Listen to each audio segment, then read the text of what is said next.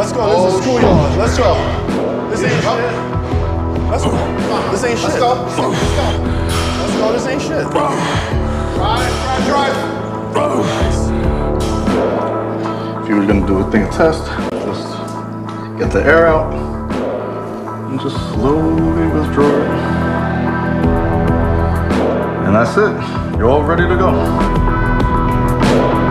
So guys, जैसा कि आपने अभी इस क्लिप में देखा, ये बॉडी बिल्डर्स अपनी मसल को इतना डेवलप करने के लिए कुछ ऐसे पावरफुल स्टेरॉइड्स का इस्तेमाल करते हैं जो कि काफ़ी हार्मफुल हैं, जो कि हम लोग की बॉडी पे काफ़ी इफेक्ट करते हैं। सो आज उन्हीं में से एक पावरफुल स्टेरॉइड जिसका नाम है ट्रेनबोलोन, उसके बारे में इस वीडियो में कवर करने वाला हूँ। ट्रेनबोलोन, ज़्यादातर लोग इसे शॉर्ट में ट्रेन भी बुलाते हैं। इनिशियली ये 1960s के पीरियड में आना स्टार्ट हुआ था। ट्रेनबोलोन बहुत ही ताकतवर एनाबॉलिक स्टेरॉइड है, किसी भी और स्टेरॉइड के मुकाबले ये हरफनमौला है।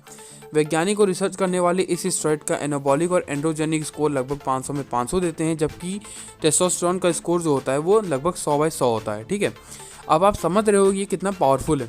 जैसे कि टेस्टोस्टेरोन ही सभी स्टेरॉइड की तुलना करने के लिए एक बेसलाइन देता है, इसका मतलब ये हुआ कि ट्रेनबोलोन स्टेरॉइड टेस्टोस्टेरोन से 5 गुना ज़्यादा पावरफुल है, तभी इसे किंग ऑफ स्टेरॉइड कहा जाता है। बेसिकली लोगों के मन में ये डाउट रहता है कि ये केमिस्ट शॉप पे आसानी से मिलता है या फिर नहीं मिलता है। तो ये मेडिसिन के रूप में इस्तेमाल नहीं होता है, इसका इस्तेमाल बेसिकली आजकल बॉडी बिल्डिंग में और स्पोर्ट्स में ही ज़्यादातर हो रहा है।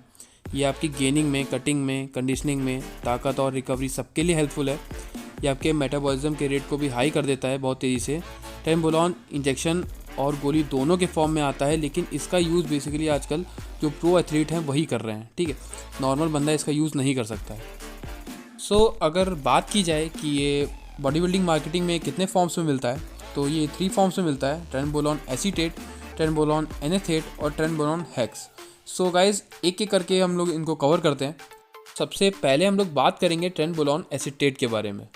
सो ट्रेन एसीटेट, जैसे कि ये बहुत ही पॉपुलर है, ये शॉर्ट ईस्टर है, तेज़ी से असर करता है, इसलिए इसका इंजेक्शन हर दूसरे दिन लगाया जाता है। कुछ बॉडी बिल्डर्स इसका रोज़ यूज़ करते हैं। सो उनको कभी कभी कुछ बॉडी बिल्डर्स को ऐसा फील होता है कि उनकी body like punching bag type हो गई है, क्योंकि इसके ओवर यूज़ की वजह से। वैसे अगर बात करें हम लोग कटिंग की, तो कटिंग के दौरान इसके साथ आमतौर पर टेस्टोस्टेरोन प्रोपोनेट का यूज़ होता है, वो भी साथ में चलाया जाता है। इसके साथ विस्ट्रॉल की जोड़ी भी सही मानी जाती है। और अगर इसकी डोज़ की बात की जाए, तो एसीटेट का इंजेक्शन हर दिन या हर दूसरे दिन लगाते हैं, इससे इसकी डोज लगभग 50 से 200 mg प्रति इंजेक्शन के बीच होती है। साइकिल इसकी लगभग 10 सप्ताह की होती है। तो अब बात करते हैं ट्रेन एनेथेट के बारे में। तो ट्रेन एनेथेट ये एसीटेट से ज़्यादा खतरनाक होता है, मगर हेक्स से कम होता है। ये लंबा ईस्टर है, इसलिए सप्ताह में 1 दिन इसका इंजेक्शन लगाया जाता है। इसके साथ आमतौर पर टेस्टोस्टेरोन एनेथेट या साइफोनेट चलाया जाता है। एक गोली कैप्सूल में इसके साथ अनावर या डायनाबॉल चलती है। कौन सी चलानी है ये आपके मकसद पर डिपेंड करता है। अगर हम लोग इसकी डोज की बात की जाए, तो डायनाबॉल एनेथेट आमतौर पर सप्ताह में 1 बार लगाया जाता है और इसकी डोज लगभग 200 mg से लेके 600 mg तक होती है। इसकी साइकिल आमतौर पर 11 सप्ताह की होती है। अब बात करते हैं अपने लास्ट फॉर्म की, जिसका नाम है train hex. So train hex से ही पैराबोलोन को बनाया गया है। इस स्टेरॉइड को जादुई कहा जाता था, क्योंकि सबसे ज़्यादा फेमस इसलिए है क्योंकि ऊपर बताए गए दोनों फॉर्म में से सबसे ज़्यादा ताकतवर है। ये लंबा ईस्टर वाला इंजेक्शन है और कहा जाता है कि शुरू के 2 सप्ताह के बाद ही लोग बेहतरीन परफॉर्मेंस करने लगते हैं।